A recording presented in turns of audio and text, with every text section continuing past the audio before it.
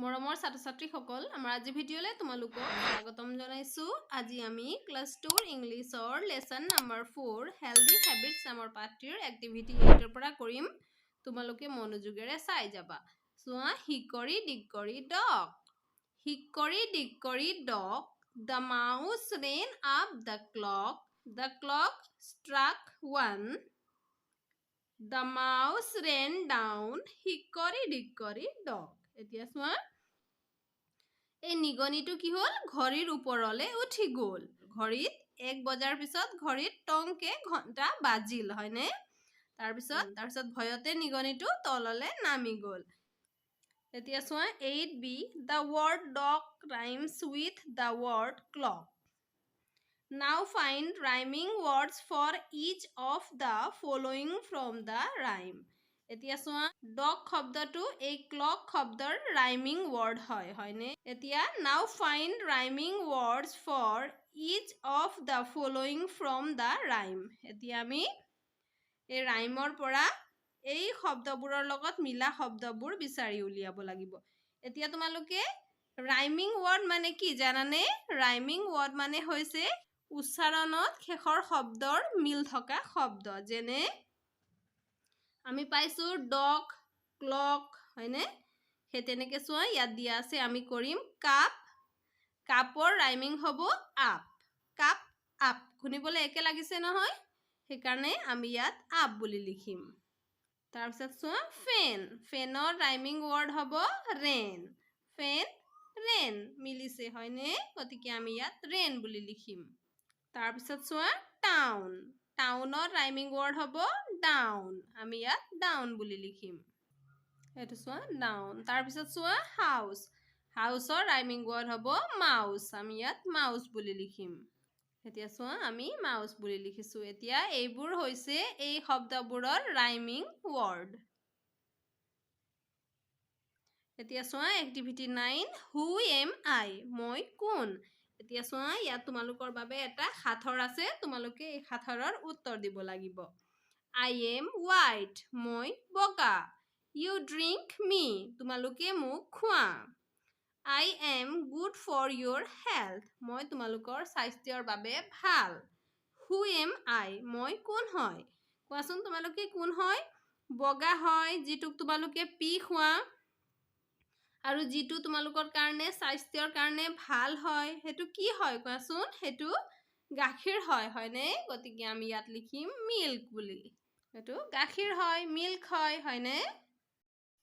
এতিয়া চোৱা, 10, look at the pictures of different types of clocks. ইয়াত আমি বিভিন্ন প্ৰকাৰৰ ঘড়ীৰ ছবি দেখিছো, হয়নে? এইটোক আমি ডিজিটেল ক্লক বুলি কওঁ, আৰু এইবোৰক এনালগ ক্লক বুলি কোৱা হয়।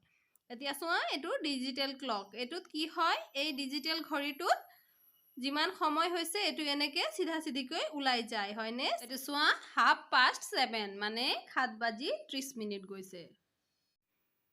তাৰপিছত এফালে চোৱা, এইটো ইয়াত আমি কাটাৰ জৰিয়তে ঘড়ীবোৰৰ সময় গম পাইছো, হয়নে? এইটো চোৱা, 6টা বাজিছে, 6 o'clock। তাৰপিছত এইটো একে হয়। ইয়াত কিমান বাজিছে? ইয়াত 10 বাজিছে, হয়নে? 10 o'clock। এতিয়া চোৱা, remember digital clock show' time like this. Digital ঘড়ীবোৰে সময় এনেকে দেখুৱায়। এয়া চোৱা, এনেকে দেখুৱায় আৰু এনেকে দেখুৱায়। এয়া চিধা চিধিকে সময়বোৰ দেখুৱাই দিছে, হয়নে? 7:30 AM, 10 PM এনেকে। এতিয়া চোৱা, এক্টিভিটি 11, লিচেন এণ্ড ডু, শুনা আৰু কোৱা। লুক আপ, মানে ওপৰলে চোৱা। লুক ডাউন, মানে তললৈ চোৱা।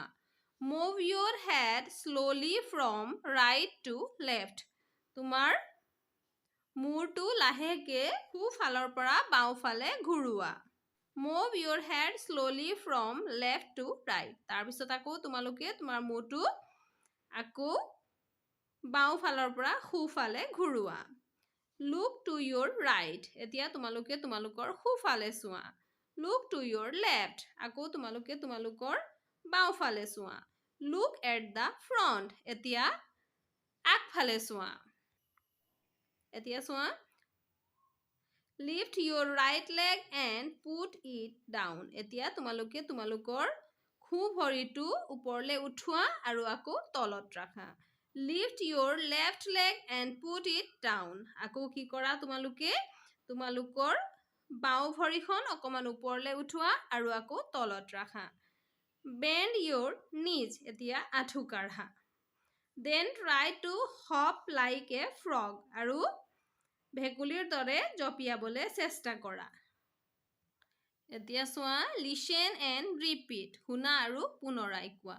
Look at the clocks to tell the time. এতিয়া সময় ক'বলৈ আমি এই ঘড়ীৰ পিনে চাব লাগিব. এতিয়া ইয়াত চোৱা কিমান বাজিছে 8 o'clock. 8টা বাজিছে হয়নে? তাৰপিছত এইটো চোৱা 4:30. 4:30 মানে 4টা বাজি 30 মিনিট গৈছে. তাৰপিছত 8:15. এইটো চোৱা 8:15 মানে 8টা বাজি 15 মিনিট গৈছে.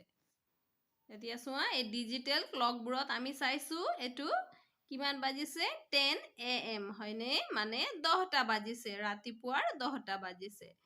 10 o'clock in the morning. ৰাতিপুৱাৰ 10টা বাজিছে. এতিয়া চোৱা এই AM. AM মানে কি জানানে? AM মানে এন্টি মেৰিডিয়াম. মানে ৰাতি 12 বজাৰ পৰা দুপৰীয়া 12 বজাৰলৈকে AM. আৰু এতিয়া চোৱা এইটো PM. PM মানে পোষ্ট মেৰিডিয়াম. মানে দুপৰীয়া 12 বজাৰ পিছৰ পৰা ৰাতি 12 বজালৈকে এইটো PM হ'ব. এতিয়া চোৱা 8 PM.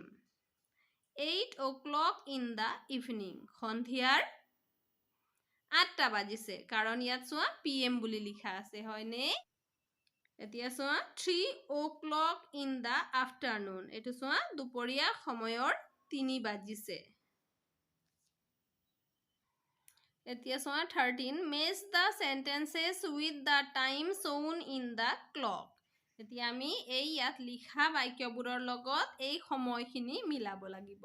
এতিয়া চোৱা it is 9 o'clock. এতিয়া 9 বাজিছে. এতিয়া 9টা বাজিছে. এতিয়া চাচোন 9টা কোনটো ঘড়ীত বাজিছে? এইটোত বাজিছে হয়নে? গতিকে আমি ইয়াৰ লগত মিলাব লাগিব.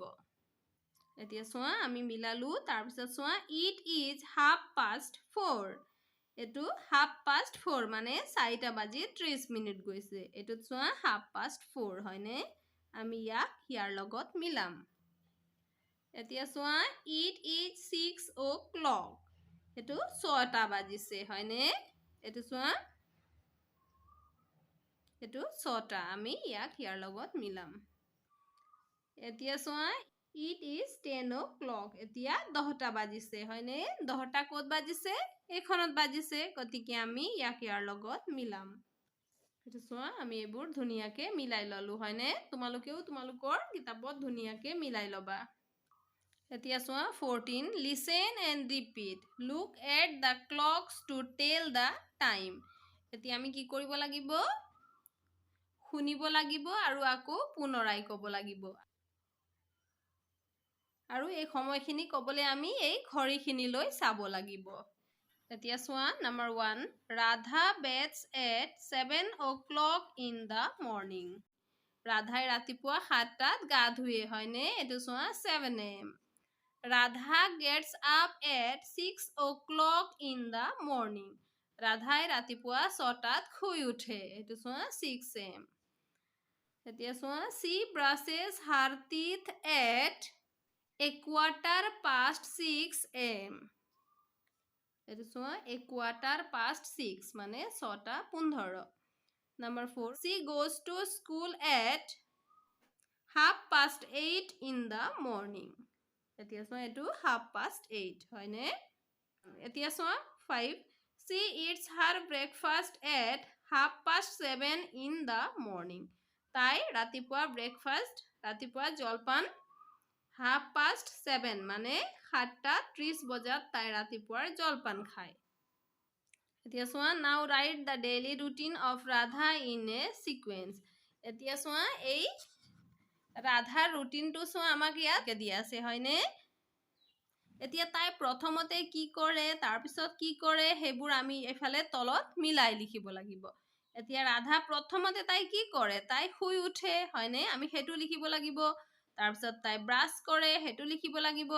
তাৰপিছত তাই গা ধুৱে তাৰপিছত তাই জলপান খায় তাৰপিছত তাই স্কুললৈ যায় হয়নে। গতিকে আমি তলত এইবোৰ এতিয়া মিলাই লিখিম। এতিয়া চোৱা আমি লিখিছো number 1 Radha gets up at 6 o'clock in the morning. Number 2 she brushes her teeth at a 6:15 a.m. Number 3 Radha bathes at 7 o'clock in the morning. Number 4 she eats her breakfast at 7:30 in the morning. Number 5 she goes to school at 8:30 in the morning. মৰমৰ ছাত্ৰ-ছাত্ৰীসকল আমাৰ আজি ভিডিঅ'ত আমি ইমানেই কৰিছো। আমাৰ পৰৱৰ্তী ভিডিঅ'ত আমি বাকি ৰৈ যোৱা এক্টিভিটিজখিনি কৰিম। তোমালোকে মনোযোগেৰে পঢ়া শুনা কৰিবা। আজিলৈ ধন্যবাদ।